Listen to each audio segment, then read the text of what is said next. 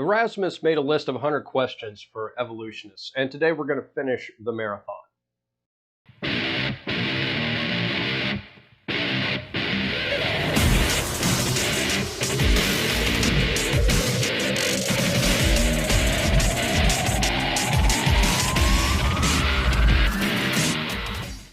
Welcome back to the Nexus. As with the first half of these questions, we're going to be as brief as we can be. So, Dax? Yes? Let's pick up at question 51. What is the definition of life? There is a general definition in common language, but as it pertains to science, there are 7 criteria to meet before you can be defined as alive. First of which is that whatever we're talking about is made of cells. Those cells, singularly or collectively, as is the case of multicellular life like us, must also metabolize, undergo chemical reactions to generate energy.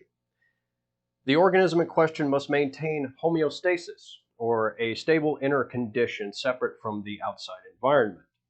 It must respond to stimuli to that environment. It must grow and develop.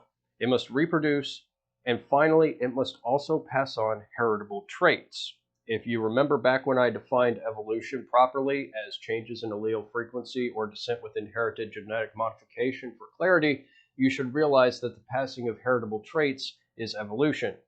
Yes, evolution is a criteria to be considered alive. Are viruses alive?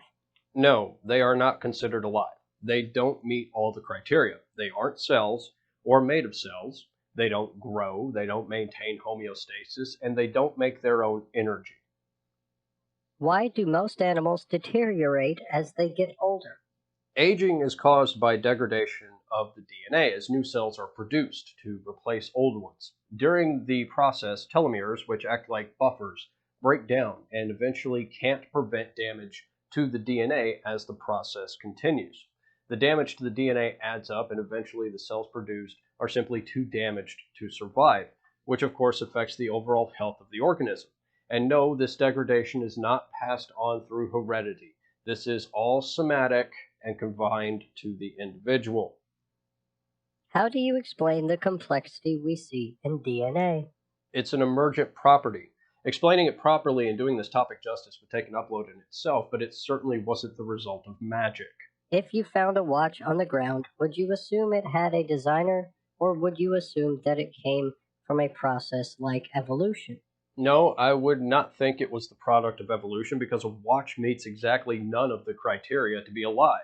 I believe we covered this before in What is Evolution Part 1 and a recap in the beginning of Part 2, taking far more time to cover it than it frankly warrants. How could a process like evolution produce something like the human eye?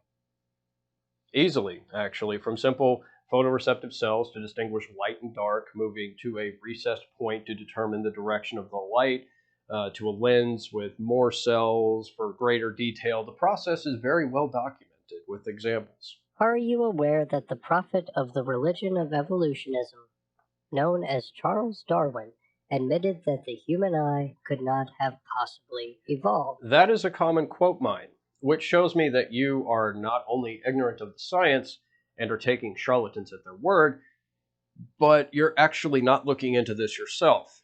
What you and every other creationist, either deliberately or through ignorance, as is the case with you, Erasmus, is ignoring is what he said directly after that about what reason tells him. And he goes on to describe how the eye could evolve by natural selection. Darwin did this quite a bit in his works, starting with something like what you just quoted and going on to explain in detail how it can happen via evolution. Try reading the book before saying something like this because you clearly have not. I also have covered why evolution is not a religion in part 2 of the video I mentioned already, so I'm not going to bother to readdress it here. Do you believe Neanderthals were not human? No, they were a different species of human, by all indications an older brother, so to speak. One we outcompeted despite them being larger and stronger. Would it be considered cannibalism for a human to eat a Neanderthal? Probably not, since they were a different species, and as far as I'm aware, cannibalism involves the eating of one's own species. I don't find this question relevant to anything, honestly, since the Neanderthal is extinct. Do you believe in aliens? I don't see the relevance, but yes, I think alien life, even intelligent alien life, is probable given the vastness of the cosmos and the fact that the math, even conservative estimates, back that up. If yes, do you believe these aliens have visited Earth? Maybe. I haven't looked into things like UFOs and abduction cases in depth in recent years, though it was something I was interested in when I was younger. I think it is unlikely that we are being visited by extraterrestrials, given the aforementioned vastness of the cosmos and lack of supporting evidence, though. Do you believe alien life forms would also be carbon based, or could they be based on some other element? I don't know. Given the abundance of carbon and how easily it bonds with itself and other elements, though, I think it to be likely, but we won't know for sure until we encounter it. Have you ever heard of the Fermi paradox? I have, yes. I feel like we are well off topic here. The Fermi paradox is as follows. If evolution is true, then shouldn't we be seeing aliens everywhere? What? No. The Fermi paradox is the apparent contradiction between the lack of evidence for extraterrestrial civilizations and the comparatively high estimates for their existence. The paradox is that if there are advanced civilizations out there well beyond our technological level, but within the scope of what is logistically possible but difficult to achieve from an engineering perspective, like a Dyson swarm, for example, then why don't we see any evidence of it? Things like that would be clearly detectable. It has nothing to do with evolution at all. Do you believe in abiogenesis or panspermia? Both are possible and likely hypotheses. To clarify, though, I do not view panspermia as deliberate seeding of the planet by extraterrestrials. However, life forms, or at the very least amino acids and other building blocks, could have come to the planet via comets or meteors and survived entry into the atmosphere, like the meteor that hit in, I think it was 2008, if memory serves. Why does cancer happen? Oh, we're back on Earth now. Cool. Cancer is caused by damaged or old cells that don't die when they are supposed to and replicate damaged cells which also don't die. The body isn't the best at detecting them, and sometimes by the time it does, the problem has grown to the point where the body is unable to deal with it. Fortunately, one of the promising ways to deal with it is to force the self termination function to turn back on.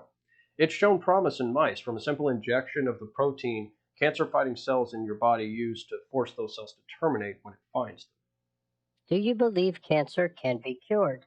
Yeah, the treatments will likely be tailored to the person and type of cancer, but yeah, hell, treatments have already become more precise and targeted in the last couple of decades. Do you believe the human brain is the most complex thing in the universe? No, kid, I don't. It's an amazing thing, don't get me wrong, but I'm not arrogant enough to think it is the most complex thing in the universe, no. If yes, do you realize how incredibly arrogant that sounds? I may be an arrogant asshole, but I am also self aware enough not to think that the universe was created solely for life on this one rock. I don't suppose you see the irony here, do you? How do cells know what size to grow to before splitting? The DNA within them, refined by billions of years of evolution, I might add. Do you believe pop culture misrepresents evolution? Yes, often horribly so, though not normally deliberately, I don't think. Writers may not know better or are taking unrealistic license with the topic. I have never seen one piece of pop culture media get it right. This is one of the questions I thought was pulled directly from my response to you. What is the definition of a species? That depends on the method of reproduction. Broadly, though, it is a population able to reproduce without coercion, and in doing so produce viable offspring, as in they are able to successfully reproduce themselves and are not sterile. Are zebras and horses the same species? No, they are not. They are equines, but they have diversified genetically to the point that they are no longer able to produce viable offspring reliably. Are hyenas cats or dogs? Neither. They are in the family Hyenidae, in the order Carnivora, and they are classed as a subset of feliforms since they are more closely related to felids than canids. Do you believe bats are mammals? Yes, bats are mammals. They give live birth, have hair follicles, and have mammary glands. Do you believe whales are mammals? Yes, whales are mammals as well for the same reasons, though they lack hair now. Do you believe morality is subjective or objective? I don't find that question relevant. But though it can seem subjective, there is actually a objective standard. If you believe morality is subjective, wouldn't that mean that any act can be justified? No, because of that objective standard that I mentioned. If you believe morality is objective, by what authority do you determine what is objectively right or objectively wrong? Not by an authority, but by a standard which is ingrained in social species. We can't survive if we don't cooperate, which means that actions and choices we make determine our standing within our communities. Scott Clifton words it best, in my opinion, on his Treatise of Morality video. A particular action or choice that prevents unnecessary harm or suffering, or promotes happiness, well being, or health, or both, is moral. An action or choice that causes unnecessary harm or suffering, or diminishes happiness, well being, or health, or both, is immoral. This has been the standard for a long time before religion came along. How could a process like evolution create a moral compass for human beings? Again, we are a social species, highly social, in fact, and we can't survive without cooperation, so empathy developed with a strong selective pressure to isolate and remove the ones that were uncooperative or generally screwed others over in the eyes of the community. Pretty simple, really. Do you believe in survival of the fittest? That term is deceptive as it was coined by Herbert Spencer, who tried to apply evolutionary biology to sociology, which was not in any way what evolution covered. Evolution applies to biology and does not call for the abandonment of those that cannot compete in the group. Do you believe in social Darwinism? No, evolution not only does not apply to sociology, but the idea of social Darwinism is counter to the theory itself and was bastardized by heartless idiots. Do you think the elderly and disabled should be killed because they serve no evolutionary purpose? No, because I'm not a heartless prick. It should be noted that evolution doesn't demand that either. How do you square the fact that some of the most evil people in history were evolutionists? Hitler and Stalin weren't evolutionists. They didn't even accept evolution as evidenced by Hitler burning Darwin's works and Stalin executing or gulagging anyone teaching evolution. Evolutionist is a term created by liars to set up a false equivalence and a false dichotomy, and is generally understood to be anyone that accepts evolution in particular, and generally everything that straight disproves young Earth creationism. Even if they did accept evolution, that doesn't change the fact that evolution is a fact. Using this argument is like me holding all of Christianity responsible for the KKK, the Nazis, and the Crusades. This is just a red herring, kid, and is irrelevant. Do you believe that humans are herbivores or omnivores? We are omnivores, as evidenced by our ability to consume meats and plants. Are you a vegan? No. Are you a vegetarian? No. Do you believe animals feel pain? Yes, I know animals can feel pain. You'd best be getting to a point soon. Are you against animal testing? That depends on the testing. Medicines and such, no, not particularly. I see that as reasonable. But if you're testing a hairspray or something like that, that's completely unnecessary. You don't need to do animal testing for that. Should animals be entitled to certain rights? That depends on what rights you want to extend them. If yes, what rights should they be entitled to? Broadly, I think unnecessary suffering should be avoided, like straight up cruelty, but this also depends on the animal in question. Cattle and such are food in the States, but should not be tormented needlessly, even with that. Dogs and cats have the luxury of being pets, so they are extended more in the way of protection. Do you believe that creationism shouldn't be taught in school? Creationism should absolutely not be taught in school unless it is an appropriate class like comparative religion. If yes, why are you against children hearing different perspectives on the origin of life? It's not a matter of being against them hearing different perspectives. If you want them to believe in God magic over reality and the kids in question are your kids, take them to church. I can't tell you not to, though I can strenuously advise you to not do that. When it comes to school, though, religion does not belong in science and history class. School is where you go to get factually accurate information, not fantasy nonsense from the Bronze and Iron Age based on magic and not evidence. There is only one origin of life, and it wasn't a god.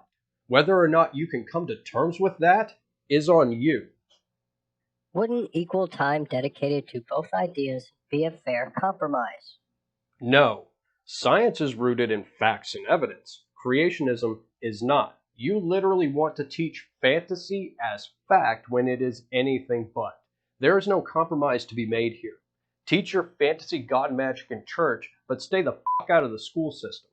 Would you vote for someone who agreed with you on everything but believed in creationism? Since I don't want a religious zealot making decisions about the country, no, I would not. If they agreed with me on everything, they wouldn't be creationists.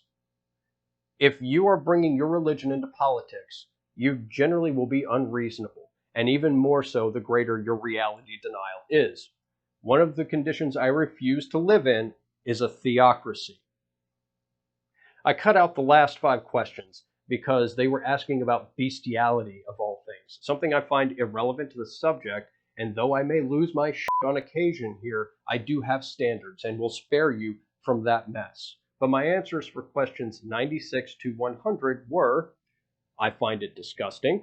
It is and should be illegal. No, no, it would not. What the fuck is wrong with you? No, I do not. And for the last one, no. I'm not going to elaborate further on them. Dax actually threatened to delete himself if I made him read them. And that was before I started scripting this. Overall, Erasmus, your apparent understanding of evolution and science in general, based on these questions, is nearly non-existent. You have a lot to learn and do not seem to know how much you straight do not know. You need to stop listening to creationists who don't know the subject or do nothing but lie. In the information age, you have no excuse for being as ignorant as you are. You need to learn what reputable sources are, and I can tell you for certain that what you tend to pull from is not reputable or accurate. I'm going to get a drink. Just thinking about those last questions. Ugh, fucking hell, kid. Dax, outro, please.